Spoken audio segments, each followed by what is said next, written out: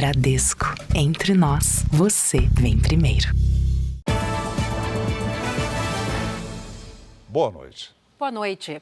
Mais de 5 mil roubos e furtos de peças automotivas foram registrados nos 10 primeiros meses do ano no estado de São Paulo. As seguradoras de veículo recorrem à tecnologia para tentar coibir esses crimes e até recuperar o que foi levado. O flagrante feito pelas câmeras da Prefeitura de São Paulo foi no centro da cidade, na rua de uma delegacia. 2 homens arrombam um veículo estacionado e furtam peças do carro, inclusive a bateria. Um alerta foi gerado na central de monitoramento que acionou a viatura mais próxima. Os 2 ladrões foram presos em flagrante. Neste outro caso, um motociclista para em frente a um carro estacionado. Ele abre o capô, retira uma peça e vai embora. O carro pertence ao Carlos. Pelo que o pessoal que eu conheço, que eu tenho conhecimento assim, de pessoal de mecânica e tal, eles falam que essas peças aí são muito procuradas e tá tendo muito roubo dessas peças. A peça furtada é o módulo de injeção, que custa em torno de R$5.000. Os roubos e furtos de peças de carros foram responsáveis por mais de 5.100 ocorrências de janeiro a outubro deste ano no estado de São Paulo, média de 17 casos por dia. O desafio maior para as empresas de segurança é reduzir o tempo de interceptação dos ladrões. Até um ano atrás, essa empresa levava 35 minutos em média para localizar os criminosos e avisar a polícia. Hoje consegue fazer em até 25 minutos. O uso da inteligência artificial tem ajudado no desafio de recuperar peças e carros. O sistema entende que nos últimos 45 dias o meu veículo transita naquela região. Se ele sair daquela região, ele vai gerar um alerta. A gente antecipa o contato com o cliente, dispara o time de pronta resposta para conseguir recuperar a tempo esse veículo ou até mesmo as peças do veículo. A orientação dos especialistas é sempre estacionar o veículo em local seguro. Ao retornar, sair rapidamente e, se possível, instalar rastreadores eletrônicos. Então, os ladrões também se especializam para não gerar nenhum tipo de alerta no equipamento. Então, a gente tem que se antecipar e ficar nessa briga com eles aí. Veja agora outros destaques do dia. Mercosul e União Europeia fecham acordo de livre comércio depois de 25 anos de negociações. Indústria e agronegócios celebram e tratam o acordo como marco histórico para a economia brasileira. STF mantém ministro Alexandre de Moraes como relator do processo da suposta tentativa de golpe. Preso um dos integrantes da quadrilha que assassinou o delator do PCC em São Paulo. Nos Estados Unidos, o presidente Joe Biden considera proteger aliados com perdão preventivo. E no Campeonato Brasileiro, o garoto que pode ser o mais jovem artilheiro da história.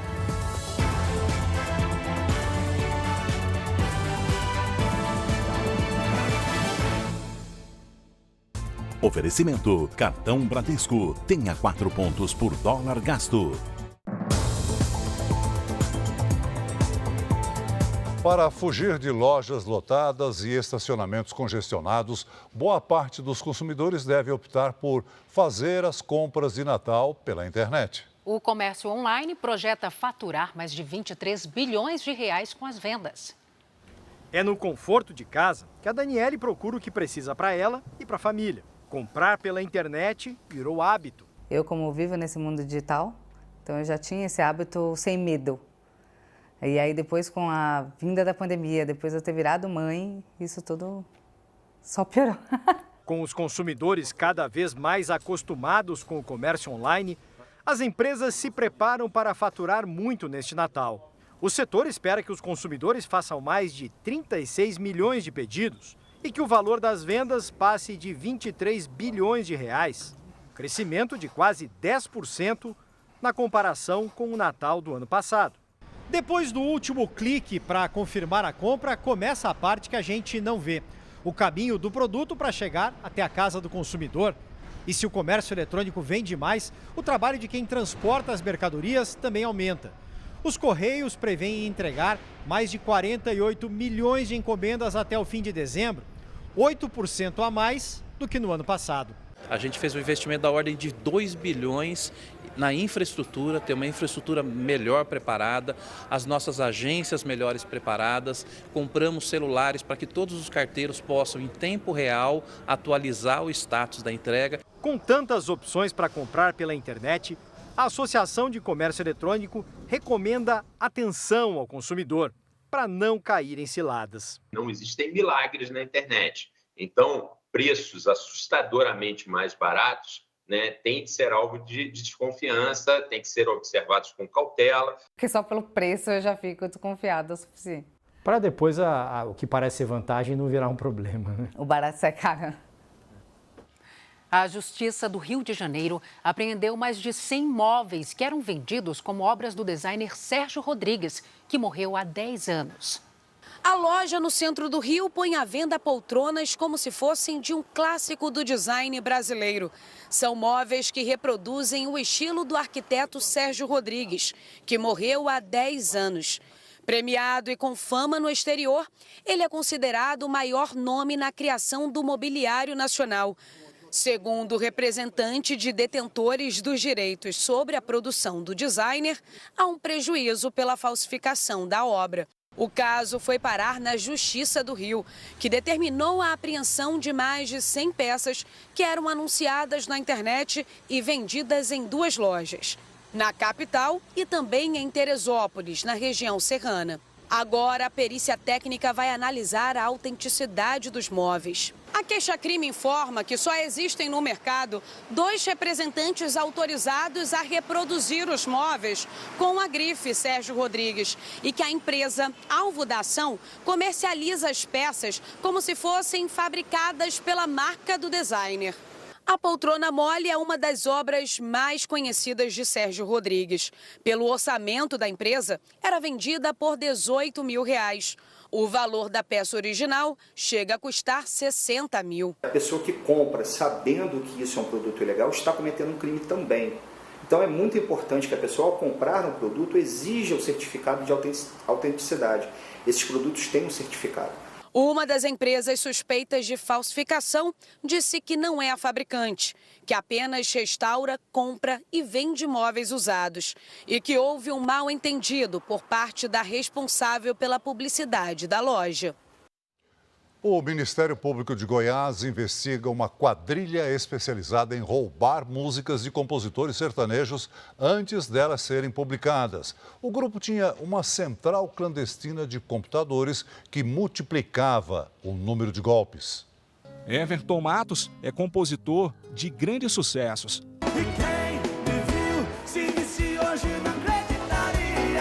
Ao longo de quase 30 anos de carreira, já compôs mais de 7.000 músicas. O primeiro passo para ver a composição na voz de algum artista famoso é gravar uma versão guia. É a música semi-pronta, né? O artista tem uma noção do que a música vira ela pronta. Nos últimos meses, o compositor foi avisado que guias de músicas escritas por ele foram parar, sem permissão, nas plataformas de música. Não está o nome de vocês, cara, está um cantor estranho lá. Aí isso foi uma vez, 2, e foi vindo essas informações, até que a gente falou, cara, o que é isso? O que está acontecendo com o mercado? Hoje, o Ministério Público de Goiás cumpriu mandados de busca e apreensão e prendeu uma pessoa em Passo Fundo, Rio Grande do Sul. De acordo com a investigação, os criminosos tinham acesso clandestino às guias de canções famosas e publicavam em plataformas de músicas. Criava artistas falsos usando inteligência artificial, capas falsos e publicava em nomes falsos com outros nomes, o que inclusive dificultava a própria identificação. Os próprios compositores tinham dificuldade de identificar. A investigação identificou mais de 400 músicas de compositores famosos que tiveram a autoria roubada pelos criminosos. O prejuízo estimado para os artistas pode ultrapassar R$6 milhões. Em um dos endereços, os promotores encontraram robôs em pleno funcionamento. Quando se abriu a porta, lá estavam computadores rodando essas reproduções de música dessa plataforma e não apenas aqueles computadores físicos, dentro deles também, possivelmente, máquinas virtuais que também cuidavam de multiplicar essas reproduções. Está preso o policial militar que matou um homem que furtou sabão num mercado de São Paulo. Vinícius de Lima Brito estava de folga quando deu 11 tiros em Gabriel Renan Soares, de 26 anos. A Justiça aceitou o pedido de prisão preventiva apresentado pelo Ministério Público. Segundo o Ministério Público, o policial pode influenciar testemunhas se permanecer em liberdade. O homem que foi jogado de uma ponte por um policial militar prestou depoimento em uma delegacia da Zona Sul da capital paulista. Marcelo Barbosa do Amaral, de 25 anos, saiu da delegacia acompanhado da advogada e não falou com os jornalistas. Em depoimento, ele disse que levou golpes de cacetete na cabeça e nas costas e que o policial militar falou que ele tinha duas opções: ou você pula da ponte ou eu jogo você e sua motocicleta daqui. Marcelo respondeu que não era ladrão e que naquele momento o policial pegou a perna dele e o jogou da ponte. O policial militar Luan Felipe Alves Pereira foi preso ontem de maneira preventiva. Na madrugada de segunda-feira, ele foi filmado arremessando o motociclista de uma ponte durante uma abordagem. A defesa do PM disse que ainda não teve acesso à íntegra da decisão e que a prisão atendeu somente ao clamor popular. Chegou a hora da previsão do tempo e a Giovana Rizardo traz um novo alerta de temporais para este fim de semana. Quais são as áreas de maior atenção, Giovana? Boa noite. Boa noite, Salsi. Entre Rio Grande do Sul e Paraná. Oi, Celso. Boa noite para você também. E uma boa noite para você que nos acompanha. Hoje, algumas cidades do Rio Grande do Sul registraram mais da metade da chuva esperada para o mês. Durante os temporais, no extremo sul do estado, os ventos chegaram a 100 km por hora. Agora eu destaco a chuva forte durante esta madrugada em Porto Alegre. Nos outros períodos do dia, as pancadas seguem e os termômetros marcam 25 graus. Já em Brasília, tempo firme e calor de até 29 graus.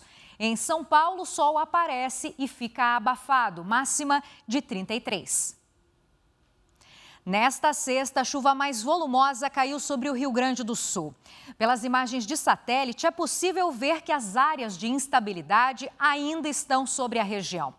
Amanhã, a frente fria avança e concentra a chuva mais volumosa sobre Santa Catarina e Paraná.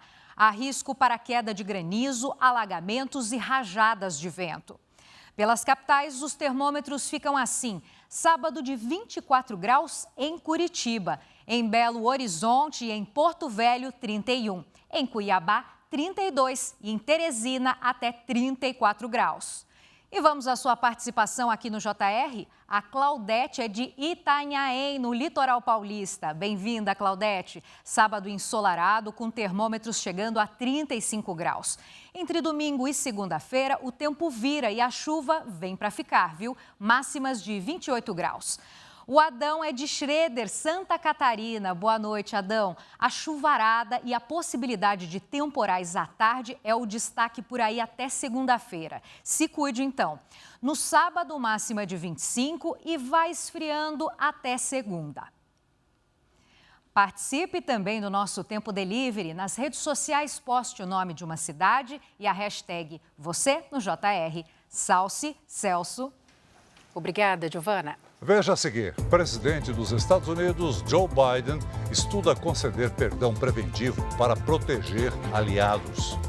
Depois de 25 anos de negociações, Mercosul e União Europeia confirmam um acordo para livre comércio entre os dois blocos. Conselho Regional de Medicina de São Paulo diz que apenas os médicos estão aptos para aplicar substância que reverte os efeitos da harmonização facial.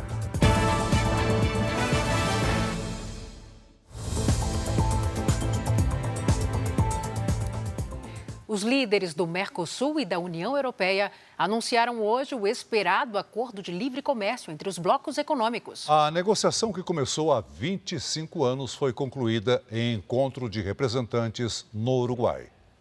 O acordo de livre comércio reduz e até zera tarifas de importação e exportação entre Brasil, Argentina, Uruguai, Paraguai e os 27 países da União Europeia. É um acordo em que todos ganham, que trará benefícios significativos para consumidores e empresas de ambos os lados, disse a presidente da Comissão Europeia, Ursula von der Leyen. And jobs on both sides. Além do livre comércio, o documento prevê cooperação para a proteção do meio ambiente e o desenvolvimento econômico dos dois blocos. Também foi liberada a concorrência para as compras governamentais que são feitas pelos governos dos países. O Brasil conseguiu deixar de fora do acordo as compras feitas para o Sistema Único de Saúde, como forma de garantir mercado para a produção nacional. Na Europa, produtores europeus temem a concorrência de produtos sul-americanos mais baratos. Países como França, Holanda, Polônia e Irlanda protestaram. Já a Alemanha e Espanha são a favor do acordo. O anúncio aqui em Montevidéu põe fim a 25 anos de negociações entre os dois blocos. Para entrar em vigor, o acordo depende de revisão jurídica e da aprovação no parlamento da maioria dos países integrantes. A expectativa é que a assinatura ocorra em 6 meses. A União Europeia é o segundo principal parceiro comercial do Brasil. No ano passado, o fluxo de negócios movimentou mais de 500 bilhões de reais.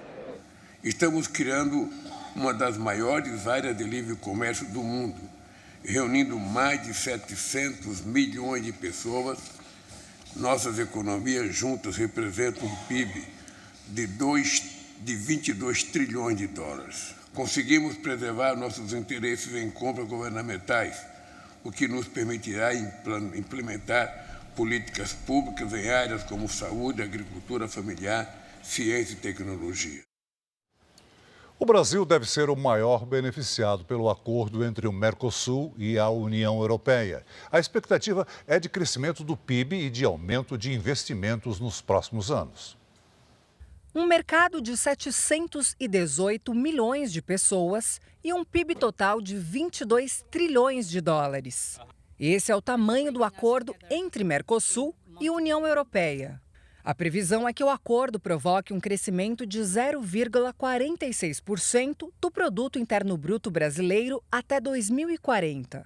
E a expectativa é que os investimentos cresçam 1,49% na comparação com o cenário sem a parceria entre os mercados. Este acordo prevê mais liberdade comercial. Por exemplo, zero tarifa para frutas, café e outros produtos brasileiros. Cotas importantes para açúcar, carne de frango, carne bovina, etanol. Nós vamos mostrar a nossa competência e poder acessar esse mercado tão importante que é a União Europeia. Já a balança comercial do país vai ter um ganho de 302 milhões de dólares. O agronegócio deve ser o setor mais beneficiado. A União Europeia é o segundo maior importador do agronegócio brasileiro, só perde para a China. O acordo prevê a isenção de tarifas de 82% das importações agrícolas do Mercosul. Para a Confederação da Agricultura e Pecuária, o acordo é um marco para o Brasil. O Brasil é o maior exportador líquido de alimento do mundo e essa é a maior prova da qualidade, da competitividade e da sustentabilidade da produção agropecuária brasileira. É um reconhecimento de tudo que o Brasil tem para oferecer ao mundo. A indústria brasileira é outro setor que comemora o acordo entre Mercosul e União Europeia. A expectativa é que o livre comércio fortaleça a competitividade do Brasil. A indústria de transformação, por exemplo, seria uma das mais beneficiadas, com uma projeção de crescimento das exportações em mais de 26%. Quando entrar em vigor, cerca de 97% das exportações industriais brasileiras para o bloco europeu terão tarifa zero. Segundo o vice-presidente Geraldo Alckmin, que também é ministro do Desenvolvimento, Indústria, Comércio e Serviços, o acordo vai beneficiar todos os setores da economia brasileira. É um acordo, eu diria, histórico e estratégico, que abre muitas oportunidades para entendimento recíproco e um ganho recíproco, impactando e ajudando o PIB, ajudando a derrubar a inflação, ajudando a aumentar emprego, abrir novos mercados. Vamos impulsionar as pequenas empresas também para que elas possam participar, não só as grandes empresas. O presidente americano Joe Biden pode conceder perdão preventivo para proteger aliados. De acordo com oficiais da Casa Branca, Joe Biden tem a intenção de proteger algumas pessoas de uma possível retaliação no próximo governo e blindá-las de processos na justiça. Entre elas estariam críticos de Donald Trump, senadores que lideraram no passado pedidos de impeachment contra o republicano ou que participaram do comitê da Câmara que analisou a invasão ao Congresso americano em 2021. A ideia de perdão preventivo vem depois de Biden conceder o indulto ao próprio filho, uma decisão inédita que causou discussões sobre abuso de poder. Já o presidente eleito, Donald Trump, segue com a escolha dos integrantes do alto escalão do governo. Entre os novos nomes está David Sachs. O empresário sul-africano vai ser o czar da inteligência artificial e da política de criptomoedas. A geração de empregos acima do esperado nos Estados Unidos fez o dólar bater novo recorde no Brasil. R$ 6,07, alta de 1%. Já a Bolsa de Valores de São Paulo caiu 1,48%, abaixo dos 126 mil pontos. Uma das maiores sinagogas da Austrália ficou destruída depois de um incêndio criminoso. As autoridades disseram que o ataque teve motivação antissemita. O caso aconteceu na cidade de Melbourne, no sul do país. Poucas pessoas estavam dentro da sinagoga quando 2 suspeitos atearam fogo. A maioria conseguiu escapar. Uma pessoa foi hospitalizada com queimaduras. Desde a invasão dos terroristas do Hamas a Israel em 7 de outubro do ano passado, a Austrália registrou mais de 2.000 ataques antissemitas no país. Veja a seguir. Menina de 12 anos é morta ao ser atingida por bala perdida enquanto brincava no Rio de Janeiro. Preso um dos integrantes da quadrilha que assassinou Vinícius Gritzbach, o delator do PCC.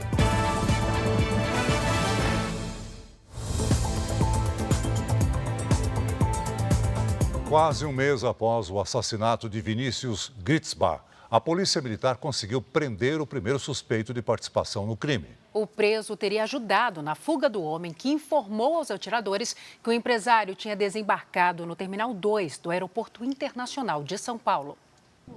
Marcos Henrique Soares chegou ao Departamento de Homicídios no centro de São Paulo num carro da rota responsável pela prisão. Com o rosto tapado pela camiseta, o suspeito foi levado direto para o interior do prédio. Marcos Henrique é o primeiro preso da quadrilha que assassinou Vinícius Gritzbach, o delator do PCC, no Aeroporto Internacional de São Paulo, em Guarulhos. O crime aconteceu no dia 8 de novembro, logo depois de Vinícius, a namorada e 2 seguranças chegarem de viagem. Assim que ele saiu do saguão, Cauê do Amaral Coelho, o olheiro do grupo, avisou aos atiradores e a execução aconteceu segundos depois.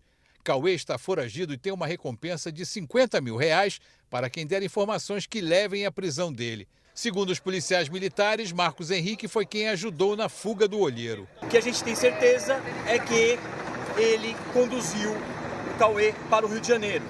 Existe a possibilidade de ele estar envolvido em outras situações. Nós estamos aprofundando qual seria a participação dele no crime, ou um auxílio aos autores, eventualmente. Marcos Henrique foi preso na zona leste da capital paulista. Com ele, os policiais militares apreenderam uma caixa de munição que pode ser igual à que foi usada no assassinato de Vinícius Gritzbach.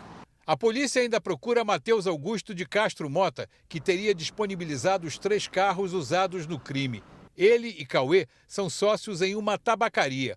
Um dos atiradores também já foi identificado, mas a investigação ainda não divulgou o nome dele. A defesa de Marcos contesta as informações da polícia e diz que tem diversos meios para provar que ele não fez o transporte de Cauê. A investigação e os advogados confirmam que Marcos não tem antecedentes criminais. A Polícia Civil investiga a morte de uma adolescente de 12 anos, vítima de uma bala perdida no Rio de Janeiro. Ela brincava quando foi atingida. A suspeita é que traficantes rivais trocavam tiros numa disputa pelo controle da região.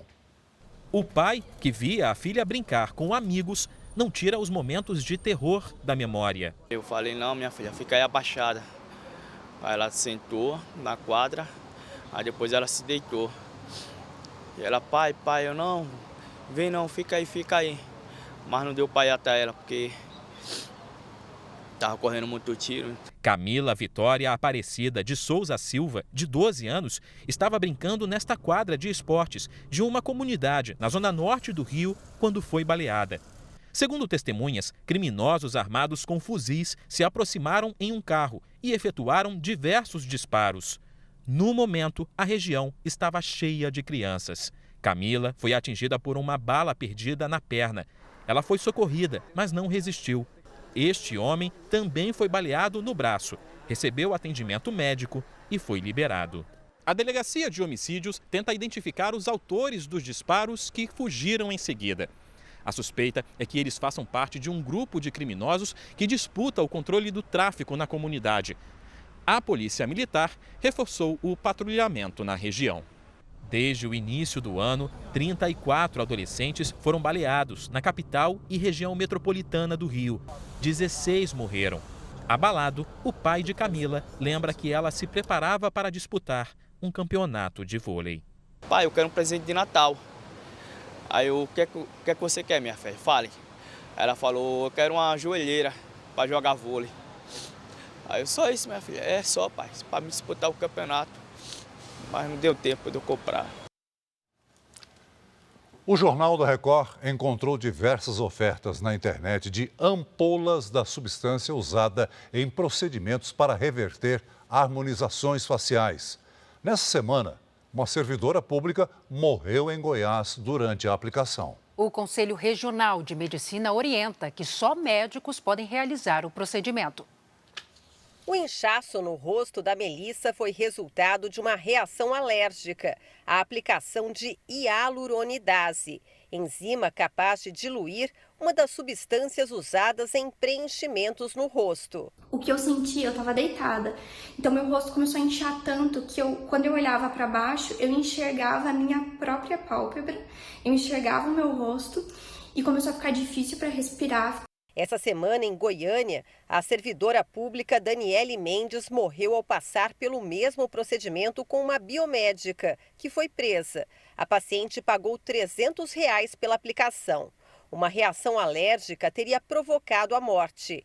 A defesa da biomédica informou que ela era habilitada e qualificada para a atividade. Os frascos de hialuronidase teriam sido comprados pela biomédica de Goiânia numa farmácia de manipulação em São Paulo. De acordo com a Agência Nacional de Vigilância Sanitária, não há atualmente no país nenhum registro de medicamento ou produto para a saúde com essa enzima de uso injetável para fins estéticos. O Jornal da Record encontrou ofertas de ampolas de hialuronidase pela internet. Farmácias de manipulação também oferecem o produto, mas exigem a documentação de profissionais de saúde.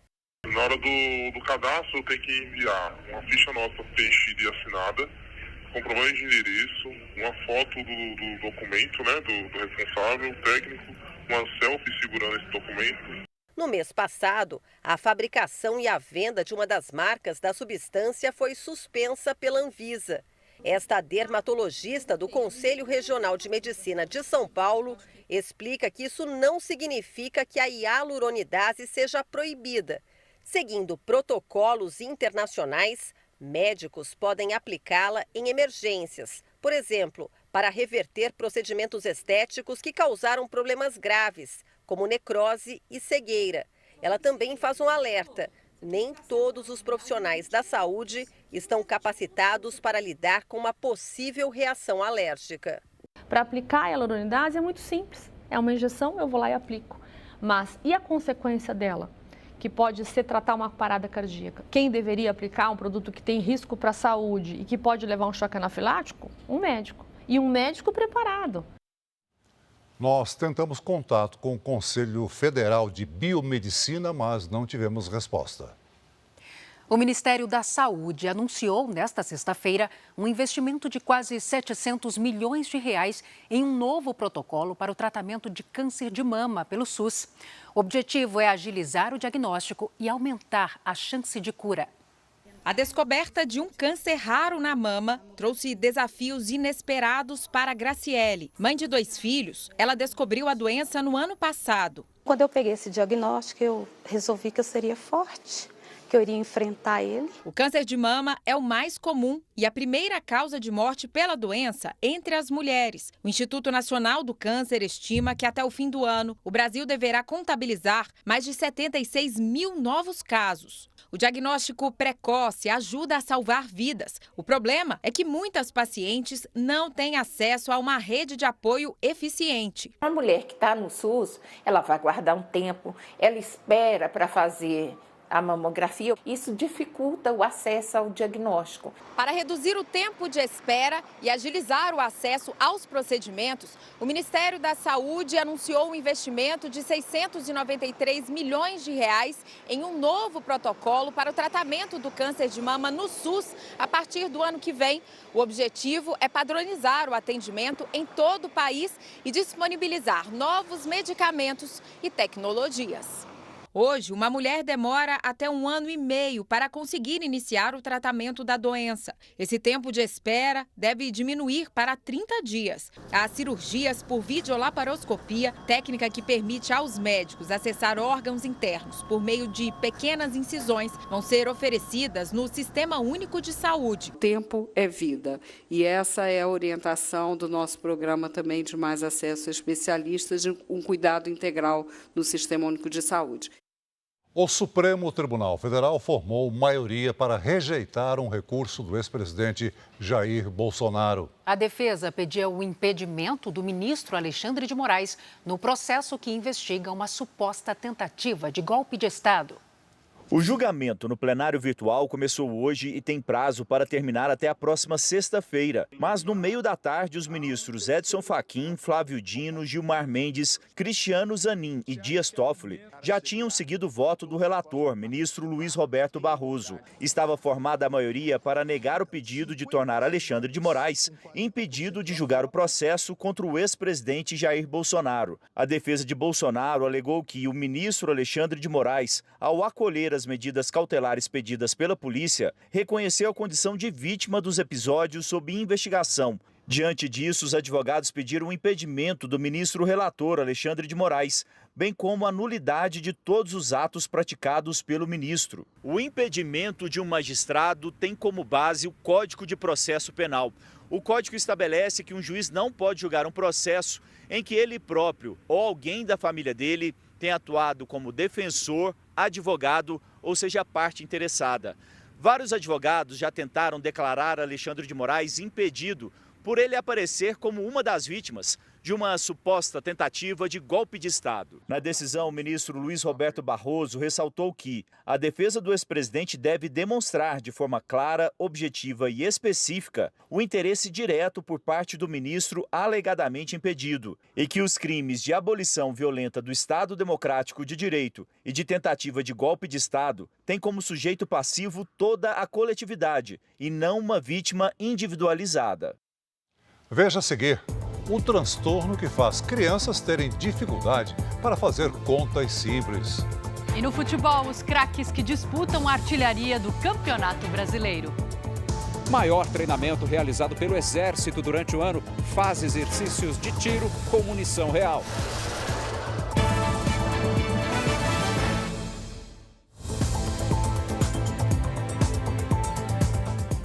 Ao menos 20 pessoas morreram em bombardeios russos e sírios contra posições rebeldes perto de Homs, a terceira maior cidade da Síria. O grupo que tenta derrubar o presidente quer assumir o controle da cidade, que fica a 150 quilômetros da capital, Damasco. Depois de conquistar Hama, os rebeldes derrubaram ontem a estátua do pai de Bashar al-Assad, que governou o país por quase 3 décadas. Desde o começo da nova ofensiva, quase 400 mil pessoas tiveram que deixar suas casas. O Líbano e a Jordânia anunciaram o fechamento das fronteiras com o país. As tropas de Israel destruíram hoje uma rota usada pelos terroristas do Hezbollah para contrabandear armas. A rota fica perto da fronteira com a Síria e é usada para enviar armas do Irã ao Líbano. Com a escalada do conflito entre os rebeldes sírios e o governo de Bashar al-Assad, Israel reforçou o efetivo militar nas colinas de Golã e alertou que não vai tolerar nenhuma ameaça. A cúpula militar israelense se reuniu para discutir a situação na Síria. Israel afirma que os terroristas do Hezbollah contam com o apoio do regime sírio e aproveitam a infraestrutura civil do país vizinho para contrabandear armas. Segundo a imprensa libanesa, o grupo enviou integrantes para lutarem ao lado do exército da Síria contra os rebeldes. Na faixa de Gaza, houve novos bombardeios nesta sexta-feira. A Defesa Civil do território, controlada pelo Hamas, anunciou que um hospital foi atingido e 29 pessoas morreram. Israel nega que o prédio tenha sido alvo das operações. O exército israelense anunciou também que 4 terroristas do Hamas que participaram do ataque do dia 7 de outubro do ano passado foram mortos nesta semana, entre eles um comandante. Aqui no Brasil, o relatório preliminar do orçamento de 2025 foi aprovado hoje no Congresso Nacional. Mas a conclusão da votação ainda este ano depende de uma solução para o impasse em torno das emendas parlamentares. O relatório preliminar da Lei Orçamentária Anual, a chamada LOA, estima as receitas e as despesas do governo. A aprovação pela Comissão Mista de Orçamento é a etapa inicial da votação do orçamento. O texto recebeu mais de 7.200 emendas e prevê quase 6 trilhões de reais em receitas e despesas. O valor atende ao marco fiscal, que prevê zerar o déficit nas contas públicas. O relator destacou a dificuldade de equilibrar as despesas e receitas da União por causa da variação do dólar. Nós temos que fazer aí uma adequação para pegar um parâmetro médio, um valor médio do dólar, para que a gente consiga com isso fazer com que as despesas e receitas fechem a conta. É evidente que não é fácil você, com a variação cambial tão alta como está tendo, você conseguir fechar o orçamento. A votação do relatório final do orçamento deve acontecer no dia 18 de dezembro na comissão e no dia seguinte em plenário. Já a chamada LDO, que serve como base para a lei orçamentária, deve ser votada dia 17 na comissão mista e no dia 18 no plenário. Apesar da previsão do calendário, parlamentares seguem descontentes com a decisão do STF de liberar a execução das emendas com regras que não foram acertadas entre o Congresso e o governo.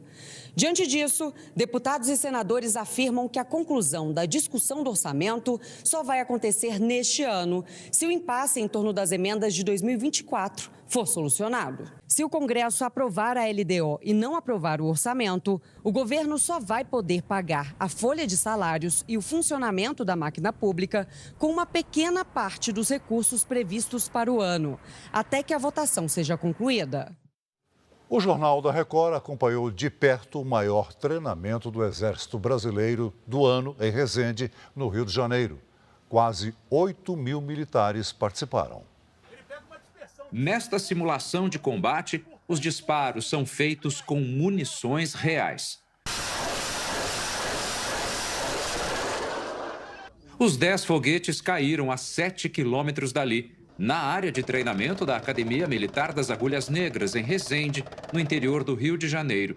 O exercício de tiro faz parte da Operação Perseu, o maior treinamento realizado pelo Exército neste ano, com quase 8.000 militares. O que a gente percebe é que os resultados das grandes unidades foram muito importantes. Nós alcançamos elevados níveis de operacionalidade e de prontidão. Isso nos garante que as nossas grandes unidades estão prontas para responder a qualquer ameaça ao nosso país.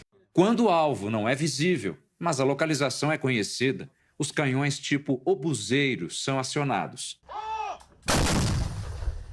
Numa situação de combate, os obuseiros podem atingir alvos localizados a uma distância de até 18 quilômetros, isso com munição comum.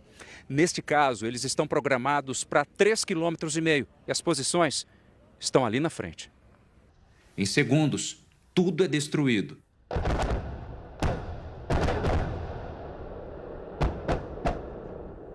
As simulações envolvem ainda helicópteros com disparos de mísseis. Por terra, blindados guaranis avançam abrindo caminho. Em seguida, as tropas desembarcam e seguem em frente. Nós temos um rico patrimônio, temos uma Amazônia, temos riquezas e temos um país continental com uma estatura estratégica importante. É fundamental que as Forças Armadas estejam preparadas. O sambista Paulo Juvencio Israel, conhecido como Paulo Onça, foi agredido depois de se envolver em um acidente de trânsito em Manaus. O compositor voltava para casa na madrugada desta quinta-feira, depois de ter participado de uma roda de samba. As imagens mostram quando o homem, identificado como Adeilson Duque Fonseca, sai do automóvel e corre em direção ao sambista. Começa então uma sequência de agressões. O compositor foi atingido várias vezes na cabeça e precisou passar por uma cirurgia. Ele está na unidade de terapia intensiva e, apesar da gravidade, responde bem aos tratamentos. De acordo com os médicos, a situação dele é estável. O agressor está foragido. A pedido da Polícia Civil, a Justiça decretou a prisão preventiva do suspeito por tentativa de homicídio. O amazonense Paulo Onça tem mais de 130 composições. Entre os intérpretes das obras dele estão cantores como Jorge Aragão e Zeca Pagodinho. A gente busca justiça e precisa ser feito. O Paulo Onça, ele não faz mal a ninguém. O Onça é do samba, o Onça é da música, da composição e estava ali com roda de amigos, né? Uma dificuldade de aprender determinada disciplina como português ou matemática é perfeitamente normal. Mas quando essa dificuldade vira um sofrimento, pode ser um transtorno de aprendizagem. No caso da matemática, tem nome: descalculia. Já faz tempo que os números e a Léa não se entendem. Eu tinha muita dificuldade em aprender e memorizar, eu não conseguia. Nas primeiras contas na escola, as dificuldades pareciam falta de afinidade, mas à medida que os conteúdos foram avançando, a incapacidade de lidar com a matemática e tudo o que envolvia números cresceu e o incômodo ultrapassou os muros da escola. Minha mãe me deu um dinheiro para eu comprar uma água, só que era uma nota de valor alto e eu travei na hora de receber o troco. O diagnóstico só chegou aos 11 anos de idade. Léa, como tantos brasileiros, tem descalculia, também conhecida como cegueira numérica, uma desordem neurológica que afeta a habilidade de compreender e lidar com números. É muito comum nós escutarmos as crianças dizendo assim: eu tive um branco, eu tive um apagão. Quando essa criança começa a referir isso, especialmente na linguagem matemática, já pode levantar aí um alerta e prestar atenção, porque talvez ela precise de um suporte cooperativo.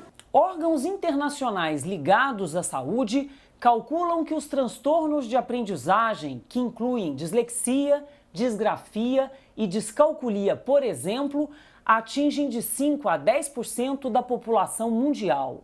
A maioria, como em outros transtornos, vai ter diagnóstico tardio, passar por vários especialistas ou passar uma vida inteira sem saber o motivo de tanta dificuldade em aprender, seja português ou matemática. No Brasil, a estimativa é de que sejam 10 milhões de crianças e adolescentes em idade escolar. Muitos enfrentam algum efeito negativo, como tristeza e ansiedade. O acompanhamento, com o psicólogo pode tratar tanto desses processos de estimulação cognitiva, a memória, a atenção dessa criança. Nessa escola de São Paulo, quando o diagnóstico é confirmado, o estudante tem todo o suporte necessário. Pode ser que a criança precise também, para fazer a avaliação, de mais tempo. Ela precisa retomar melhor o conteúdo, porque a questão da memória está prejudicada, então precisa retomar.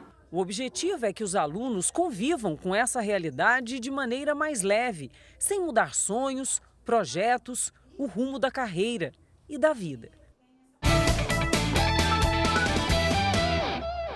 Agora o futebol. Além da disputa pelo título do Campeonato Brasileiro, a última rodada vai definir o artilheiro da competição. A Paloma Totti já está aqui com a gente. Paloma, boa noite para você. E 3 jovens atacantes estão nessa disputa. A briga tá boa. Boa noite para vocês. Boa noite para você. Isso mesmo. Yuri Alberto do Corinthians, Alejandro do Vitória e Estevão do Palmeiras disputam o título de artilheiro. A diferença entre eles é de apenas um golzinho. Um final de semana e 2 disputas em aberto no Campeonato Brasileiro. O de campeão e o da artilharia. Yuri Alberto do Corinthians e Alejandro do Vitória têm 14 gols no torneio. Estevão do Palmeiras tem 13. O ex-atacante Dodô sabe como poucos o que é balançar as redes dos adversários. O comentarista da Record diz que o artilheiro do Brasileiro é sempre candidato a figurar na seleção do campeonato, mas que desta vez a briga está acirrada. Tem Yuri, tem o Alejandro, que está fazendo um ótimo campeonato, o Estevão fez mais um gol. Tem que pensar direitinho se vai caber todo mundo aí, porque os artilheiros estão parelhos ali, né? Aos 17 anos, Estevão pode se tornar o artilheiro mais jovem da história da competição e ainda ser coroado com o título brasileiro. Pela 9ª vez na era dos pontos corridos, o Campeonato Brasileiro vai ser decidido na última rodada. Botafogo e Palmeiras têm 3 pontos de diferença. O time paulista do atacante Estevão tem que vencer o Fluminense no Allianz Parque no domingo às 4 da tarde e torcer contra o time do Rio. Foi mais do que eu pensava e pude ser feliz ajudando a meus colegas, ajudando o Palmeiras a estar no seu melhor possível. O Corinthians já está garantido na Libertadores do ano que vem e visita o Grêmio em Porto Alegre na última rodada. O Vitória encerra a competição contra o Flamengo no Rio de Janeiro. Veremos quem leva melhor. Essas foram as notícias do esporte. Salce, Celso. Obrigada, Paloma. Ok, Paloma. Essa edição termina aqui. À 00:30 tem mais Jornal da Record. Fique agora com o capítulo final da primeira fase da novela Força de Mulher. E segunda-feira começa a nova fase, que está imperdível. Boa noite para você. Boa noite.